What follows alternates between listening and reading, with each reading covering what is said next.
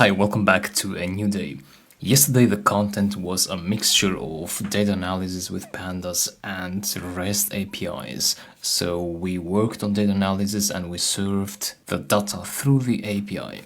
Today we're going to continue working on the API we've been building, the weather data API, and we're going to code some advanced aspects of our API. So please don't miss this day, because as you learn advanced concepts, new things also come out, and it's very important to learn new concepts in real-world applications. So get ready and I'll see you in the next video. Hi, welcome to a lecture on data analysis and visualization from a more theoretical point of view. Now, as you have seen throughout the apps we've been building, we have been working with different data sets. For this app, for example, we are working with weather data, temperature data. And so it becomes necessary for you as a programmer to understand the data analysis and data visualization process, to know the steps you have to take to be successful in completing a project which involves datasets. So in this video I want to talk about the 4 steps of the data analysis and visualization process. So everything starts with the insight needs. That's the first step. What are insight needs? Well, let's take as an example the weather data application we have been working on in this app. So we might want to get some insights from these data. For example, we might want to see if there's been an increase in temperature during the last decades for climate change purposes. Or another example would be if a company, an organization is at a loss, financial loss, so they want to get the data, the sales they have made, the employee salaries, and they want to get some insights. So they want to understand why they are at a loss. So they want to get some insights from this process. So that's the first step of the data analysis process. The next step is data acquisition. So once you know what you want to know from the data, you want to think about how you get the data. And there are 2 ways. Either you collect the data from scratch, so you can go to field to take surveys, you can measure, etc. But most of the time you will find the data ready. As we did in this app, I did find this data from an organization which have collected them before. So these were existing temperature data. I didn't collect them by myself. So that's the data acquisition process. You want to make sure you get the best data possible for your needs. The third step in a data analysis and visualization project is data analysis itself. This consists of things like cleaning the data. For example, we removed these -9999 values from our temperature data. So before you present the data in graphs in the 4th step, you need to go through some steps in this major step here, data analysis. So that one was cleaning the data. Secondly, we could do transformations of the data. For example, we could have to convert the Celsius units to Fahrenheit if you intend to visualize the data for an American audience, for example. In this data analysis step, we might also do some statistical analysis, such as getting the maximum of the values of a column, or the minimum or the average value of a series of data, etc. Plus, we might also look at temporal analysis. For example, we looked at plotting the data over time, the temperature data in our weather temperature project. So these were the steps we went through during the app that we have been building. Now you might ask, well, we did visualize some data there, so why are you talking about data analysis when those steps involve some visualization? Well, data analysis might also involve data visualization. In fact, the data analysis phase is also referred to as the exploratory phase of the data, where you as the data analyst, you get the data and you explore to find trends and relationships between different columns in the data, to get the outliers, so big data which you don't need, or incorrect data, those -999s, So this is an exploratory phase and might also involve data visualization.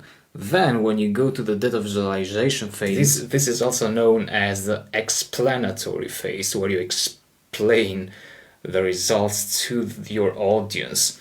Your audience could be anyone on the internet if you plan to publish these on a website, or it could be a scientific body which you might want to convince about something like climate change, for example. And so that's the fourth step. So once you have understood the data in the data analysis phase, then you create the final graphs in the data visualization phase, so that you can present, as we spoke already, you can present these to the audience. So these are the 4 steps of a data analysis and visualization project. So I hope you found this lecture useful. Now you know something more about data analysis. So thanks a lot for following this. I'll see you later. Hey, in this video you learn how to go from this homepage to this. So this one has this table here with the data. It shows the station ID and the name of the station. So by having that, the users now know what ID a station has, so they can query the data accordingly by entering the ID like 3, 4, 10 after the V1 parts in the URL. So let's do that. Currently our app looks like this, so that's the home page. And that's our code, so the home page is controlled by the home function. So when the users enter the home page URL, this home function is executed and the home function renders the home.html document, which is inside templates, and it looks like this. So how do we display that table in here? Now there are different ways to do that. But the most Pythonic way is to go to main.py, get the data frame from the stations.txt file. You see that those are the data we want to display on the home page. So the station name and the station ID. So we want to read this stations.txt file, and then we want to somehow send it to the home.html template. So that data frame has to be sent somewhere here. Let me show you how we can do that. Let's create a variable here and say variable is equal to hello there, right? It's a string. How do we send this variable to the home.html page? Well, you can do it like this. Let's say data.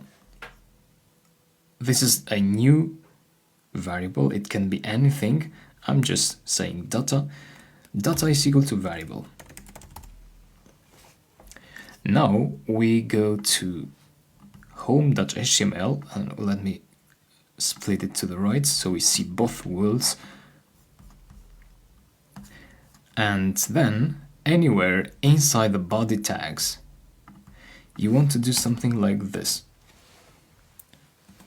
So make a paragraph first, and inside the paragraph you have to create double curly brackets. This is a special syntax, and inside here you write the name of the variable that you declared here in the render template method. So now the value hello there will go from the variable to the variable data, and data will send that value in here. So let's go to the home page to see how this changes. Yeah, so hello there is here.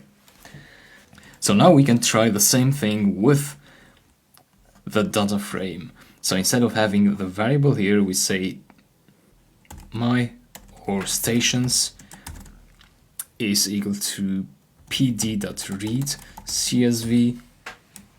So that would be data underscore small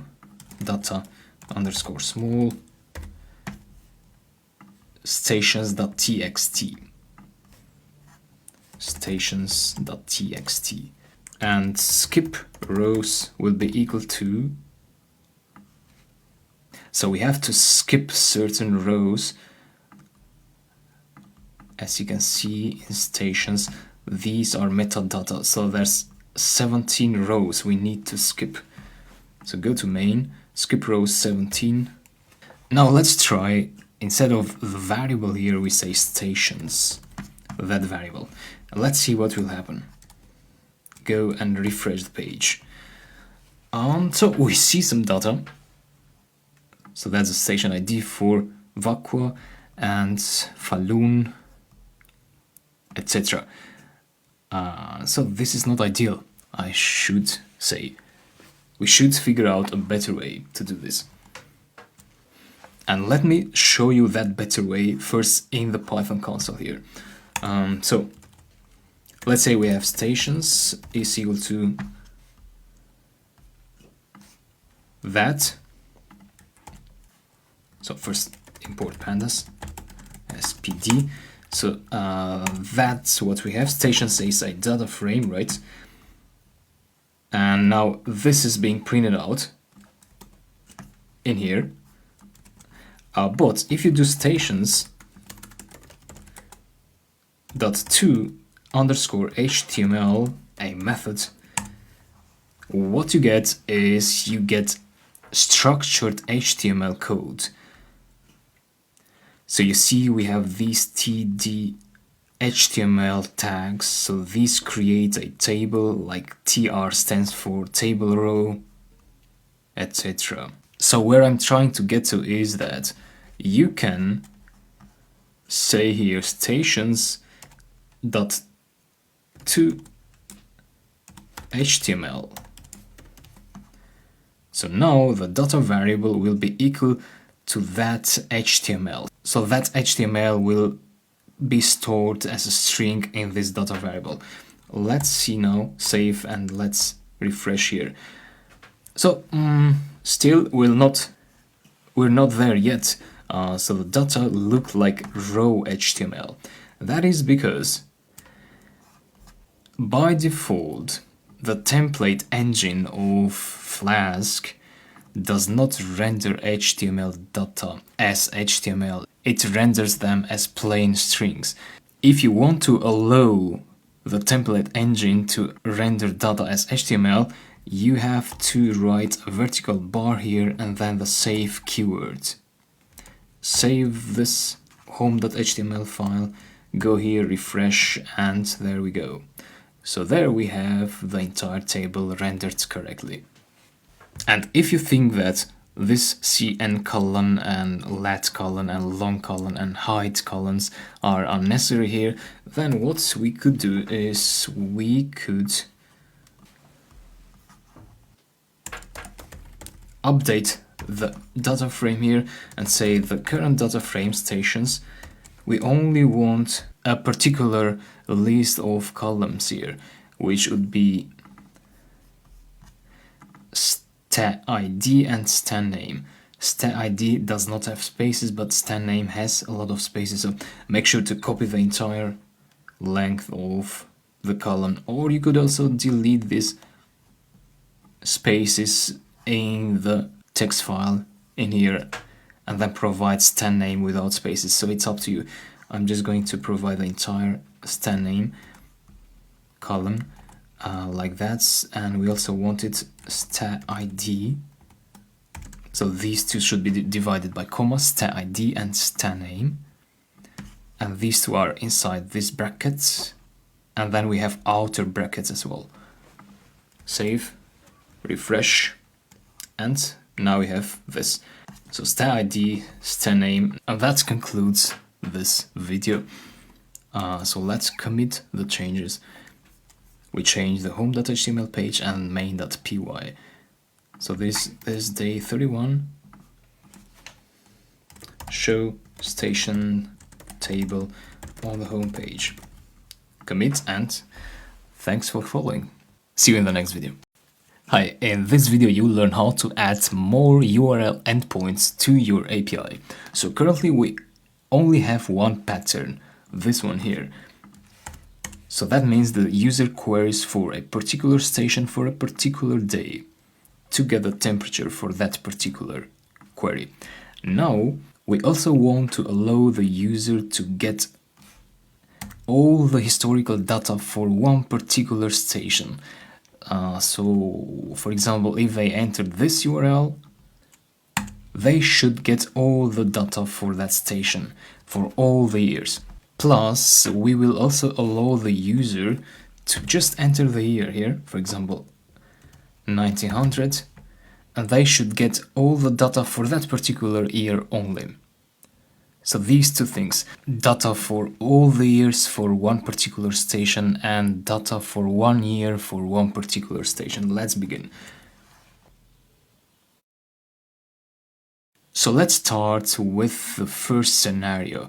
We want to show the data for one particular station, all the data. As you know, in our data folder, we have all the stations. So for example, if the user enters the station with ID 10, we want to give them all these data from the first row to the very last row, somewhere at the end.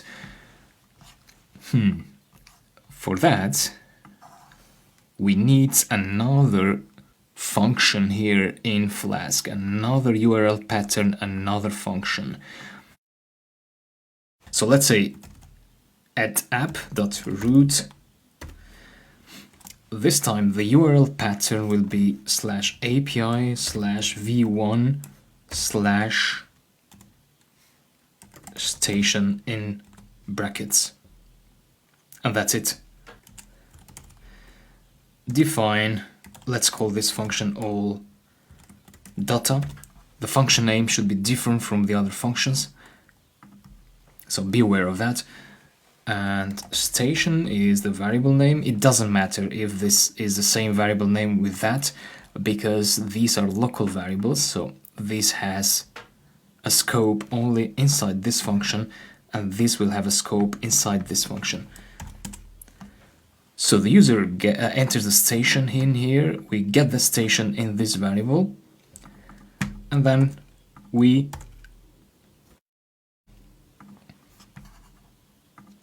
create a file name just like we did previously here. Then we load the data into a data frame, skipping the first 20 rows, parse the date column as date, so treat it as a date format. And we don't want to extract the temperature as we did previously. We want to give the users the entire data. But how do we give them the entire data? Normally we should return either a dictionary or a list. So these are the two standards of returning data via a REST API. So what we could do is, we could say the result is equal to df.toDict. So the data frame has a method called toDict, and this converts the data frame into a dictionary. Let's see what the dictionary looks like. So let's return result, this variable, and I'm going to update the home page. In here I want to add one more URL example. You can duplicate a line in PyCharm by putting the cursor over that line and then press Ctrl D or Command D. So I'll duplicate this line, and I want to write here something like that. So this is URL example for one station for all dates. For one station for one date. And just remove the URL example part. So like that. So I'm just updating the documentation. And let's go back to the home page. So that's the documentation. And let's try this URL now to see if our app will handle it correctly. So that's the dictionary we get. Now the format of this dictionary might not be what we want.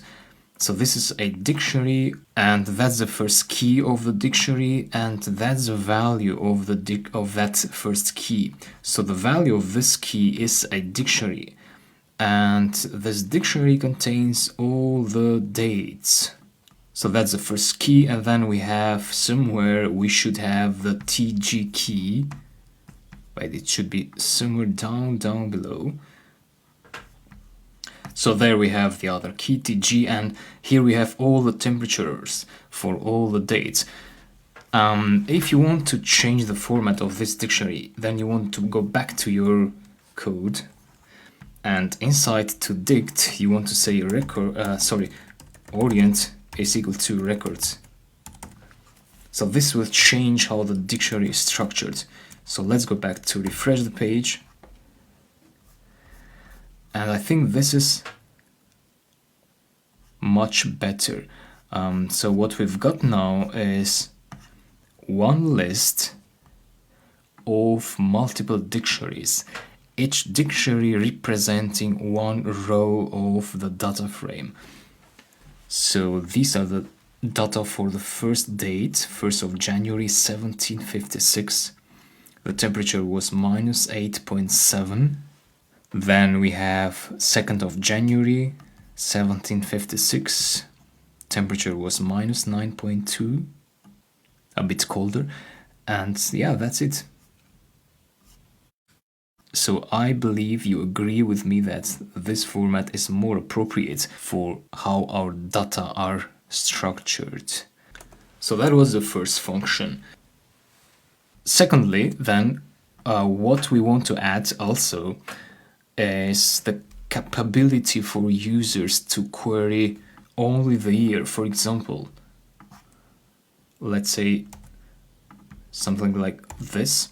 Instead of the entire date, if they query the year 1988, then we want to give the users all the data for that particular year. How can we do that? Of course, by adding another function, app.root. So this time it will be something like this, perhaps. Or should we replace this with year and have here like define yearly, perhaps, and then have station here and year? But this is the same pattern with that one. So these two patterns would clash with each other. Because our script, our Python script, simply expects a value here, right? It doesn't matter whether the name is date or year. The script expects a value after the slash, and that value is just a value. It doesn't matter if it's 1988 or if it is 1988-25-10. So we need to think smarter here and add a subdirectory after vn and say something like year or annual, whatever you like. But whatever you write here, you should document it in the home page. So let me duplicate this, and let's say for one station, for 1 year. And that would be this URL. After v1 we say year, so the user should enter the year. So this is not the year actually, the year will be entered in here. So perhaps let's make it yearly to make it more clear that this is the actual variable actually. So for example 1988. So let's make this also yearly. So that's just part of the static part of the URL, right? These two are the dynamic parts. So we get the station and the year in these two variables, and then we create a file name as usually. We get the data frame loaded. Then the result will be equal to df square brackets And here goes the condition, right? So the condition would be that the df date column dot str starts with, so the date column should start with that year that the user enters. So it should start with 1988, for example. But 1988 will be an integer, so we need to convert it to string here, because this method expects a string, so convert it into a string. And let's print it out for now, just to see them in the command line before we render them on our API page. And let's go and make a query with the year. So let's go to the home page first, and this is what we should query. So place that in here, query it, and this is what we've got. It's an attribute error. We can only use .str with string values. So str is being used in here. You can also see the code, the error in here in line 34. So that's line 34. So str can be used on a column which has string values, but date has been changed into a date time type by this code. So perhaps we should remove that so that pandas reads the date column as a simple string column. So in other words, these will be read as they are.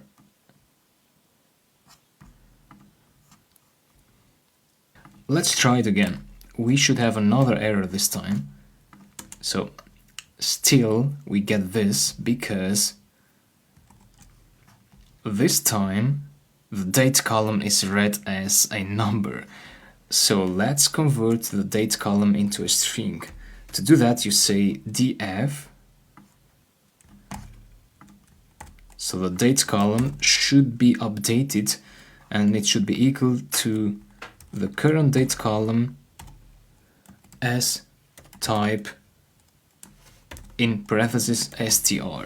So that will convert all those numbers into a string. So the df column, the date column now will have string types as values. Then save the script, go back, refresh. And we do get this error now because the view function did not return a valid response, since we only want that printed out. We don't have a return statement for now, but let's look at the command line. So these are the data we returned. We can see that the data frame starts from year 1988, so 1st of January 1988 until 31st of December 1988. So our query here is working. This query here. So we filtered out only those strings which start with 1988, the year that the user enters. But we need to convert this data frame into a dictionary using that toDict method. So this data frame now should be returned when the user enters this URL. So let's save this, refresh, and yeah, that's the date column. And if we want the other format, we should say orient is equal to records. Refresh, and yeah, this is better now. So that's the first dictionary, the first row from 1st of January 1988, 2nd of January, 3rd of January, and so on until the end of the data. That's the final code. So that's how we add more URL patterns as part of our API.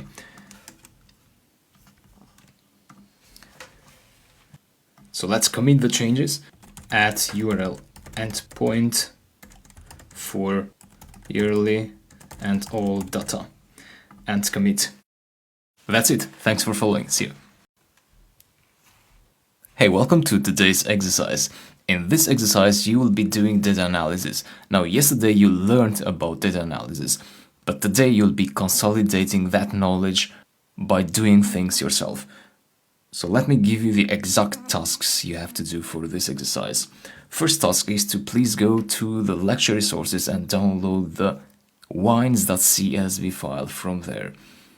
And before I go to the next task, let me explain you what this dataset contains. So I've opened it in a spreadsheet program, and these data are about wine tastings. So let's take the first row. What happened here is that a person named Karin tasted the wine with title Nicosia 2013 Vulca Bianco Etna, and they gave a review, so they left 87 points after tasting this wine. They also left a description. The wine has also a name. It comes from Italy, and then we have the price. The price is missing for this particular row, so some values are missing, empty, that's fine. And other wines have a price, so the price for that bottle of wine, the province where the wine comes from, the region, and yeah, those are the data, and some other data here which we don't really need. So each row represents a tasting of a particular wine, and we have the data for that. Now, your tasks will be to, as I told you, get this CSV file, place it in a folder, and then open Jupyter, and then you need to answer a few questions about those data.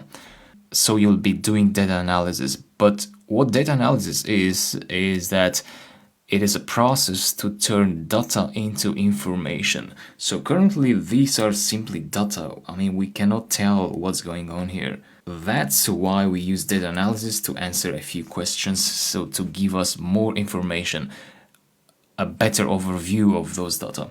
So the first thing you need to do is, of course, to load the data frame in a variable. Then the first question you need to answer, or in other words, the first information you need to get from these data, is to find out how many wines have been given a rating of 100 points. So I showed you that we have this points column here, and the ratings range from 0 to 100. So the highest is 100, and you need to find out how many wines have been given a rating of 100 points. So you need to answer that question by using Python. The next question is, what is the name of the most expensive wine? So the name column is here, this one here. So you should make a query to find out what is the name of the wine that has the highest value in the price column. The next question is to calculate a new column where you show the ratings in scale from 0 to 5, and float values are allowed in this column. So you can have 0.1, for example, 2.3, etc. So in other words, what you need to do is you need to add a new column in your data frame, and that column will have the ratings. You can name it ratings, for example, and the column will have the ratings, but in a scale from 0 to 5. So this has a scale of 0 to 100, so you will convert this basically into a scale from 0 to 5. Yeah, I hope that's clear. The next question is to create a price histogram for wines that cost less than 100. So don't create a histogram for all the wines, because you have some outliers, data which are prices which are extremely big, and they will not create a good histogram. So you need to only create a histogram for a smaller range. So in this case, you need to create the histogram only for the wines that cost less than 100. And the last question is to plot the price horizontally against the points vertically. So X is price, points is vertically. So price, this one, points, this one. The purpose of this is to find out if there is some relationship between price and the points. So that helps us as data analysts to answer the question of, is the ratings increasing as the price increases? So your task here is to just produce the plot, and then you can just think of an opinion. What do you think, if there is a relationship or not? But the main idea is to produce a plot using the plot method. And here is a tip. Inside the plot method, you can pass a kind equal to scatter argument to get a plot of points instead of lines. A scatter plot better represents relationships, and a line plot represents a trend across time. Yeah, so those are the tasks you have for this exercise. In the next video, I'll show you my code solution. See you there. Hey, welcome back. I'm excited to show you my code solutions for the questions I asked you in the previous video. So the first one was to load the data frame. That's quite straightforward. So we import pandas, we read the data frame simply as this, and I printed out the data frame just to see the data in here, to have them handy. The next question was to find out how many wines have been given a rating of 100 points. And this is what I did. So let me explain you the expression inside those parentheses first. So we use df.lock, and inside lock we have the condition. The condition is that the points column should be equal to 100. So that will give us a data frame with only those wines. But since I only need the number of them, I can apply the len function. So this is a Python built-in function. We have been using this with lists to find out the number of items a list has, or with strings as well. So you can also use this with data frames. So that's something new perhaps. And the next question is, what is the name of the most expensive wine? So I applied this query which we learned in the previous day when we analyzed the temperature data. So basically I'm finding out if the price is equal to the maximum price, and when that's the case, give me the name of that particular row. And we use squeeze to get only the name. Without squeeze, we get a series.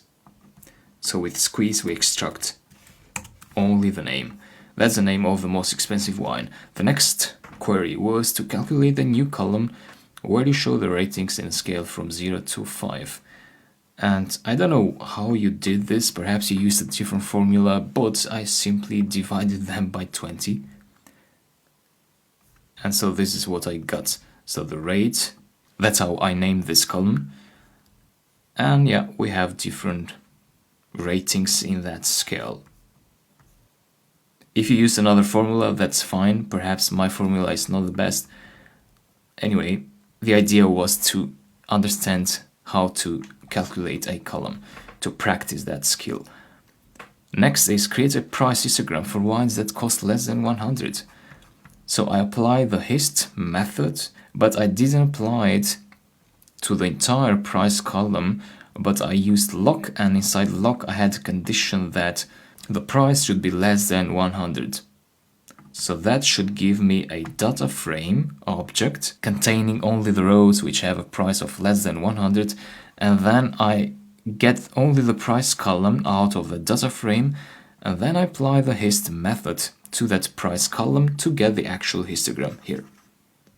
That's how I did that. And lastly, plot the price horizontally against points vertically. That's how I did this. So X contains a price, the horizontal axis contains a price. So we have a price of 0, 500, 1000. And we see that there is actually a trend that as the price increases, so do the ratings, the points. Now, does that mean that highly priced wines are better and therefore they get highest ratings? Or is it that the tasters know that the price is higher, so they tend to feel that that wine is better and give a higher rating. To understand that, we should have known if the tasters knew the price of the wine before giving a rating. That would answer the question. Anyway, that's another topic. So that's about this exercise. Thanks for following. I'll see you later.